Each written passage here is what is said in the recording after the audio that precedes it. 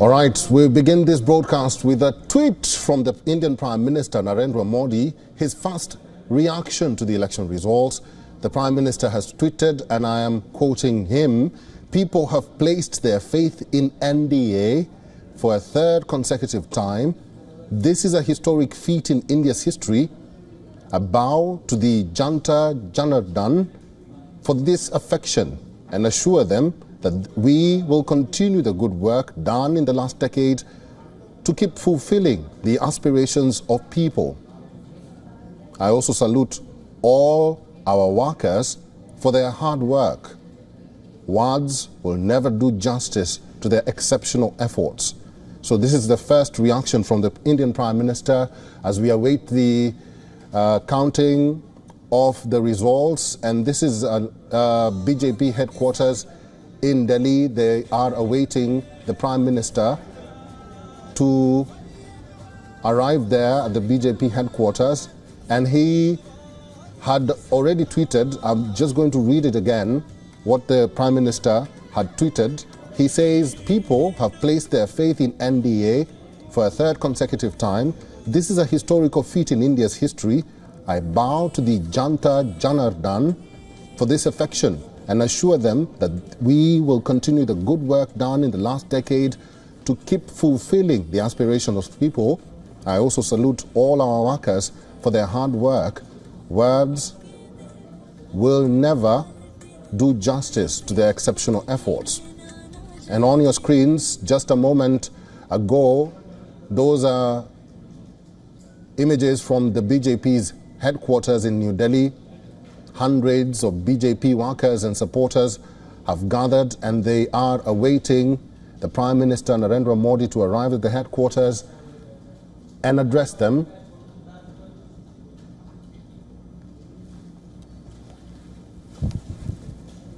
Let's talk to Siddhant Sibol, who is in New Delhi. Siddhant, a lot of expectations, a lot of surprises in these elections.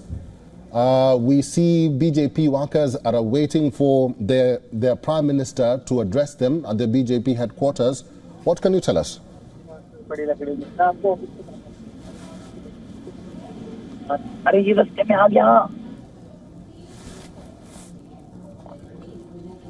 We'll go back to our correspondent, Siddharth.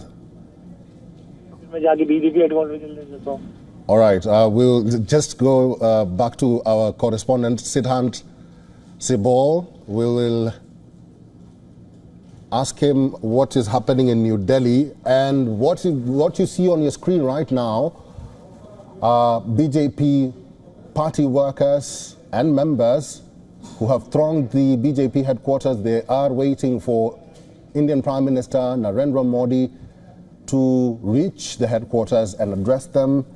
And he had tweeted earlier and thanked the workers and saluted them for their hard work.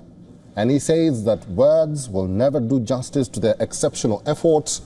He also says that I bow to the Janta Janardan for this affection and assure them that we will continue the good work done in the last decade to keep fulfilling the aspirations of people.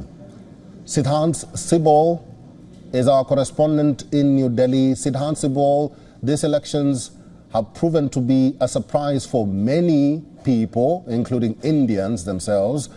What can you tell us from New Delhi?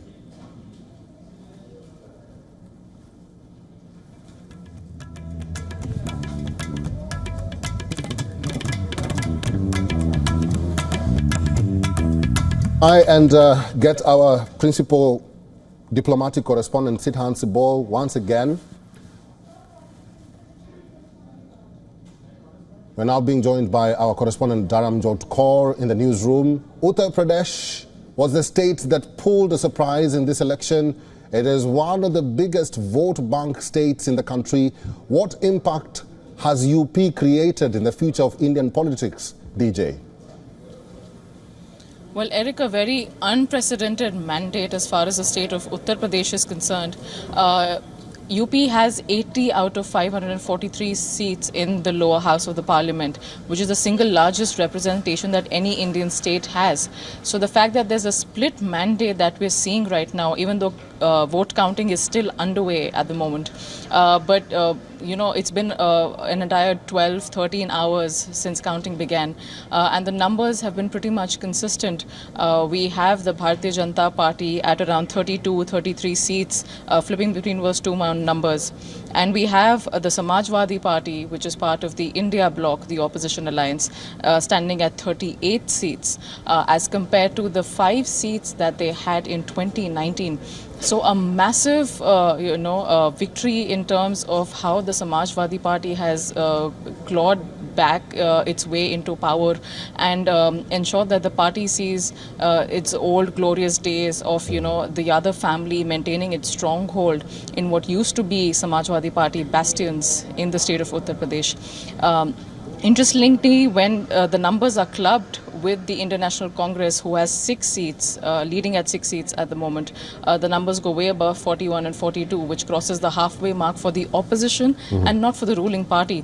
And this pattern, this trend emerging from Uttar Pradesh has it's got everybody looking at the entire overall mandate as a surprise, because this was least expected overall, least of all from Uttar Pradesh for that matter.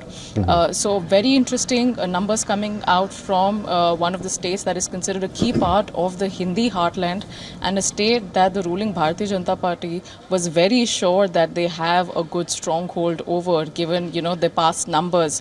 2019 BJP had 62 seats alone. This time they're not even at the halfway mark.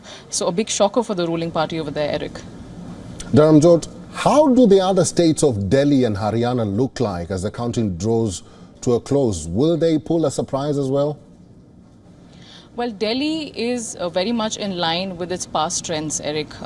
In 2019, the Bharatiya Janata Party made a clean sweep, 7 out of 7 seats. Similar trends emerging this time as well. The party is leading massively on all 7 seats in the national capital. So no surprises over there, given how the voters in Delhi vote in a very, they vote in terms of a more nationalistic outlook, in terms of who's at the center and what party will they be seeing in majority in the government. So it's been a bellwether constituency in that sense. It votes in the direction that the majority votes, which is a surprise for the Aam Aadmi Party that is at the state government level at the moment. But of course, we saw how New Delhi witnessed a very intense political landscape over the past couple of months. That, however, did not work out in favor of the Aam Aadmi Party. Rather, it just helped the Bharatiya Janata Party cement its position and carry on the trend from 2019. Haryana, on the other hand, is again a big surprise and not a good one for the Bharatiya Janata Party, because in 2019, again, they made a clean sweep, 10 out of 10 seats. This time, again, it is a split mandate in the state as of now. Counting, of course, still being underway. We still have a long way to go. But the INC, the Indian National Congress, and the Bharatiya Janata Party are tied at 5 and 5 each.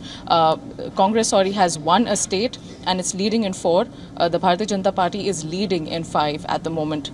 Again, Haryana being at the epicenter of farmers' agitations, having a very caste-specific vote bank, the Jat versus non-Jat identity that has been a big factor in terms of which way the mandate sways. This time, however, they seem to have, a split vote. There is no clear mandate. Anti-incumbency also seems to be trickling in, which seems to be one of the key reasons why the BJP has not been able to sweep all 10 seats in the state of Haryana, Eric. That is our correspondent, Dharamjot Kaur. Dharamjot, thank you. For all the latest news, download the WION app and subscribe to our YouTube channel.